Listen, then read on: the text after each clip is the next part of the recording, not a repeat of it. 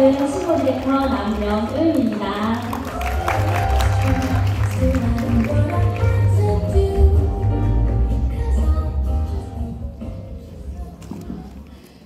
심장이 튀어나와. 스폰서님 내놓고 가라고 했는데 못 내놓고 왔어요. 저는 중고등학생 수학을 가르치는, 가외로 가르치는 가외 강사였습니다. 가외 선생님들은 공감하실 거예요. 아이들의 성적이 저의 성적이 되기 때문에 항상 예민하고, 특히 시험 기간은 정말 까칠하고 예민할 수밖에 없어요. 그래서 저는 입술에 항상 헬패스, 입안에는 구내염을 달고 살았고요. 그 다음에 시험 기간이 되면 처음 시작하는 아이와 끝나는 아이가 끝날 때까지 한 2주 정도 변비로 고생을 했습니다. 그리고 알러지성 비염이 정말 심해서 한 번씩 재채기를 하면 운전이 안 될 정도로, 길가에 차를 세워야 할 정도로 한 12번 뭐 이렇게 막 연달아서 재채기를 하고, 그래서 눈, 코, 귀 막 안 간지러운 데가 없이 다 간지러웠고요. 그 다음에 앉아서 수업을 하다 보니까 허리 디스크로 되게 고생을 많이 했습니다. 항상 앉아서 있고 이제 이렇게 꼿꼿정한 자세로 앉아 있어야 되니까 척추가 아파서 입원을 했었고요. 그 다음에 저 오른쪽 사진을 보면 저예요. 제 키가 안 크잖아요. 155입니다. 155에 제일 많이 나갈 때는 76kg까지 나갔어요. 어마어마했습니다. 그래서 비만병을 달고 살았습니다. 그리고 이것뿐 아니고, 저 보이시죠? 심하게 당뇨가 왔어요. 그러니까 가외를 하면서 예민해 있고 하니까 주변에 보시는 지인이 도저히 안 되겠다, 가서 건강검진을 받아라 라고 해서 건강검진을 받아 보니 공복혈당이 300, 100 미만이 정상이라고 하더라고요. 그래서 선생님께서, 의사 선생님께서 아침 먹고 와서 건강검진했냐고 물어보셨어요. 아니요? 그랬는데 300이었고 당화혈색소가 11.8. 그래서 길을 걸어가다가 당장 쓰러져도 이상하지 않을 정도로 몸 상태가 나빴습니다. 그런데 이게 당뇨가 오긴 했지만 몸을 어떻게 해야 될지 몰라서 전 그냥 당뇨니까 당뇨 먹으면 되는가 보다 라고 하고, 그 다음에 또 요때쯤 제가 대학원을 다니고 있었어요. 근데 대학원을 다니다가 이제 박사과정에 있는 선생님께 몸이 안 좋으니 영양제를 한번 먹어보는 게 어떻겠냐고 지금의 스폰서님이죠. 만나서 영양제를 섭취하기 시작했습니다. 2년 정도 리셋도 하고 2단계도 하고 리셋도 하고 2단계도 하고 이렇게 해서 건강을 되찾는 노력을 했습니다. 그래서 공복혈당이 300에서 82로 안정화가 되었고요. 그 다음에 당화혈색소도 5.25 정상에 들어가는 안정화가 되었습니다. 이때쯤 되니까 의사 선생님께서 당뇨약을 한번 끊어보자고 얘기를 하시더라고요. 그래서 그때 당뇨약을 끊고 지금까지 약을 먹지 않고 있습니다. 그리고 모습도 많이 달라졌죠. 살만 빠진 것도 아니고 건강을 되찾고 제 생활도 좋아져서 되게 활력 있게 지내게 되었습니다. 아직 잘하진 않아요, 더 이상. 그리고 이때쯤 제가 당뇨로 고생을 하다가 영양제에 대해서 되게 제품이 좋구나 라고 체험을 하고 있을 때쯤 대학 동기인 제 친구가 전화가 왔어요. 쌍둥이, 이란성 쌍둥이인데 한 명이 가슴에 멍울이가 잡힌다고 하더라고요. 근데 그때가 초등학교 2학년이었거든요. 그런데 초등학교 2학년인 아이들이 가슴 잡히고 저희 아이는 저를 보다시피 작고 통통했어요. 그래서 걱정이 돼서 그럼 우리 성적수좀 검사 한번 해보자 이렇게 해가지고 양산에 있는 부산대병원에다가 예약을 하려고 했습니다. 그런데 예약을 하려고 하니까 3개월을 기다려야 된다는 거예요. 이미 엄마들의 마음은 조급해져 있는 상황이고 어떻게 해야 될지 몰라서 그 주변에 있는 다른 전문병원에 예약을 하게 됐는데 그것도 한 3주를 기다리라고 하더라고요. 그래서 이제 초등학교 2학년이 이 3명의 아이들을 데리고 검사를 했습니다. 검사 결과를 제가 저기다 띄워놓았죠. 해당이가 저희 딸이에요. 얘는 그때 검사했을 때 초등학교 2학년인데 10월 말일생이라서 아이가 좀 늦은 생인데도 불구하고 호르몬 수치가 4.3. 그리고 쌍둥이들은 1월생들이에요.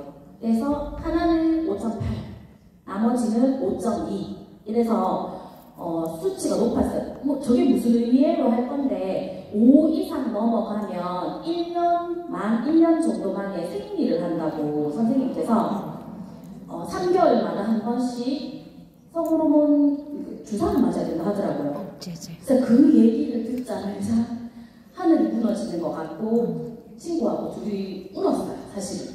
왜냐하면 엄마가 뭘 잘못해서 아이들이 이렇다고 생각했거든요. 그래서 집에 와서 찾아보기 시작했습니다. 일단 주사는 나중에 맞을게요. 주사 맞기는 싫었거든요. 정말 싫었거든요. 그래서 집에 와서 찾아보니 다른 아이들보다 성장이 더 빠른 거, 그러니까 우리 아이가 어른에 더 빨리 가고 있는 걸 성조숙증이라고 하더라고요. 그리고 원인을 알아보자고 하니 뭐 난소질환이나 뇌에 병소가 있는 경우가 아니고, 그러니까 원인 질환이 없는 거예요. 원인 때문에 어떤 원인, 질환의 원인 때문에 생기는 게 아니고 유전적인 요인이나 뭐 환경 호르몬에 요즘 많이 노출되거나 아니면 서브아디식스가 때문에 저 80%가 원인 없는 특발성 질환인 거예요.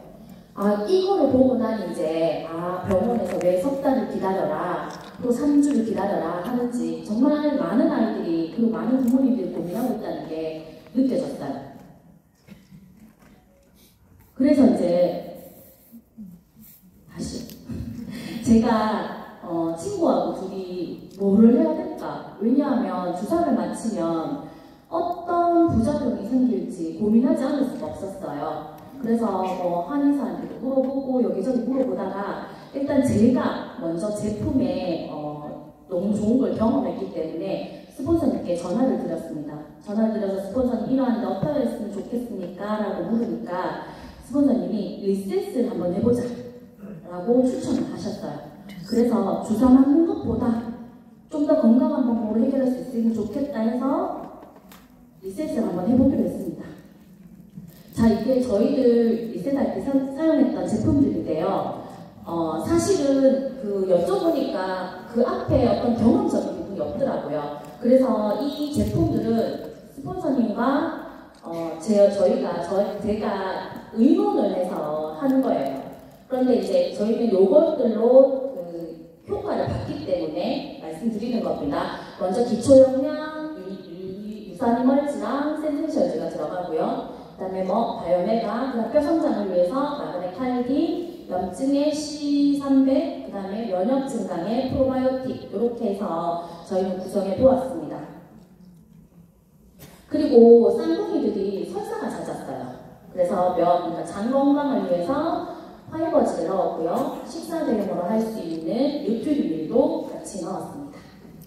자, 요거는 저희들이 한 거예요. 그러니까 저희가 효과를 본 거기 때문에 소개를 한 겁니다.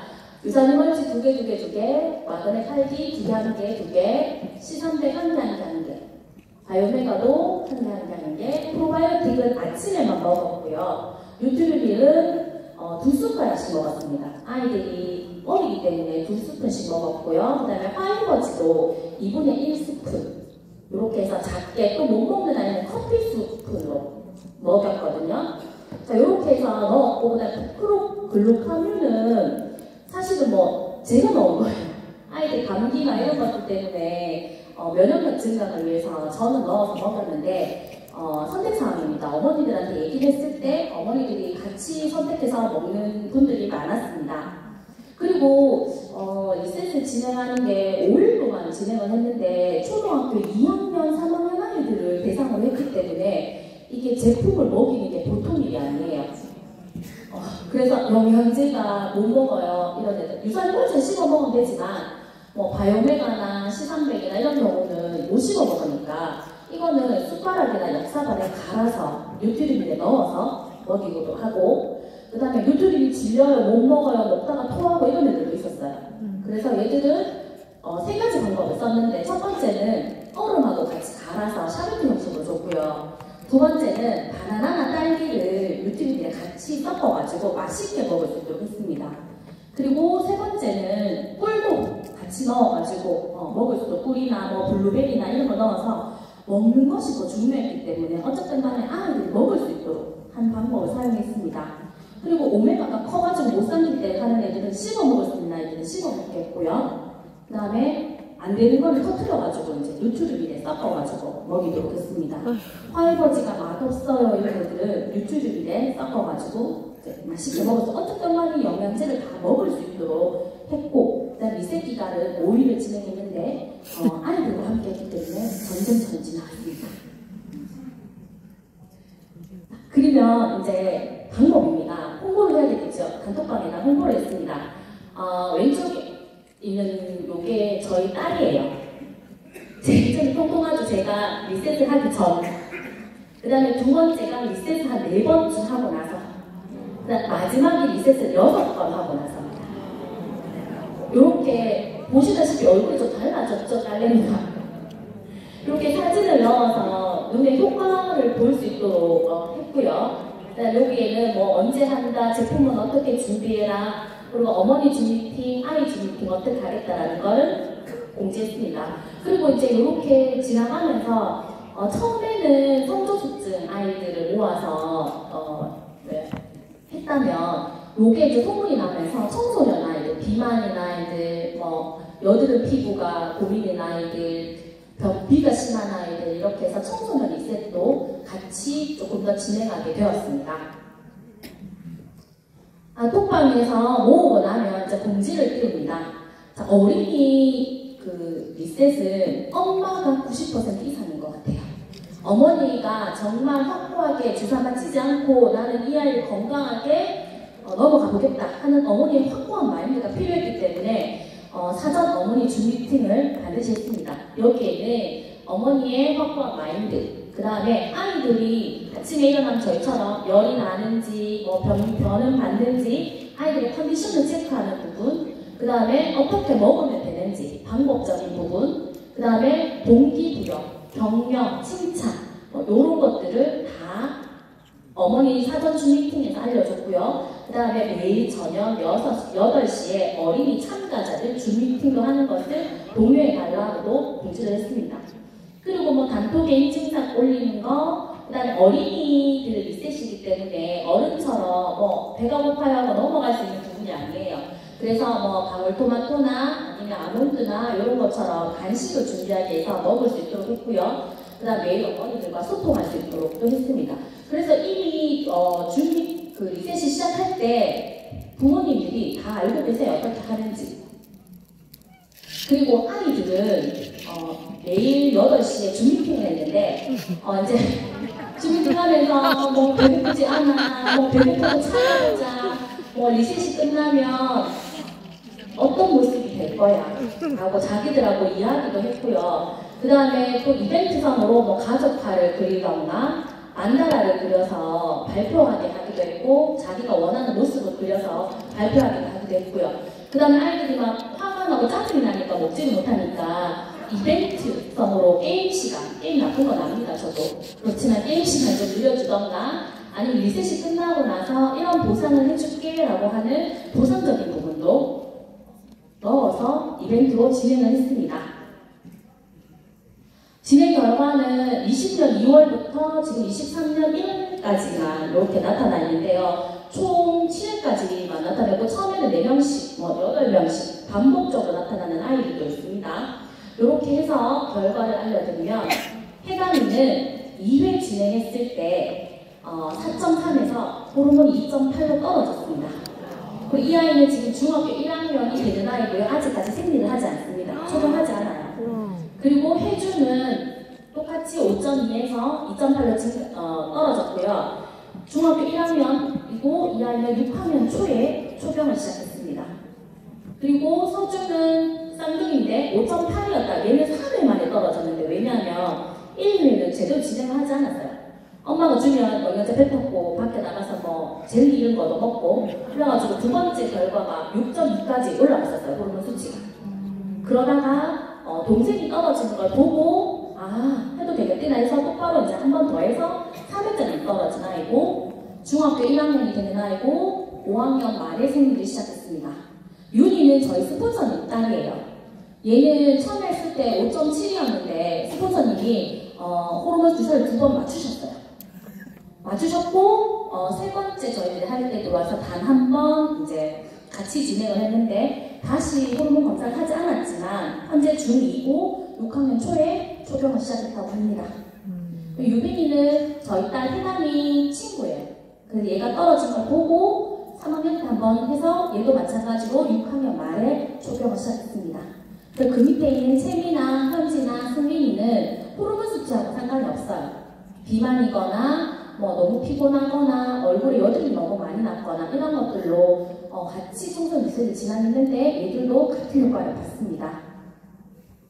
저는 강의를 준비하면서 이런 생각을 했어요. 제가 해담이가 저희 딸이 호르몬 수치가 높다고 할 때 그 자리에서 겁이 나서 선생님한테 덜컥 먼저 주사를 맞췄으면 지금 해담이한테 어떤 일이 일어났을까? 왜냐하면 호르몬 수치를 주사를 맞고 이제 뭐 부작용이 조금씩 나타나는 이 시점에서 저는 계속 불안했을 수밖에 없었을 것 같아요. 그런데 주사를 선택하지 않고 제품을 믿고 리셋을 시작했고 그 다음에 이것들로 인해서 지금 해담이는 너무 건강하게 자라고 있습니다. 그런데 여기 계시는 부모님들도 리셋 보다가는 몰라서 리셋 보다가는 주사를 맞는 더 편한 결정을 하시지는 않을까라는 생각도 들고요. 그런 점에서 저희는 주사 하나 맞지 않고 정말 아이가 건강하게 자라고 있다고 확신합니다. 자, 이것은 해담이에요. 위에는 해담이 서주, 윤이 이렇게 해서 아이들이 처음 시작했을 때 모습이고요. 지금 이렇게 중학생이 돼서 잘 자랐습니다. 유산화와 함께라면 아이들의 건강한 성장을 걱정 없이 지켜볼 수 있다고 확신합니다. 좀 더 쉬운 방법이 아니라 건강한 좋은 우리 제품으로 좀 더 건강한 아이들을 지켜낼 수 있는 엄마들이었으면 좋겠습니다. 이상입니다.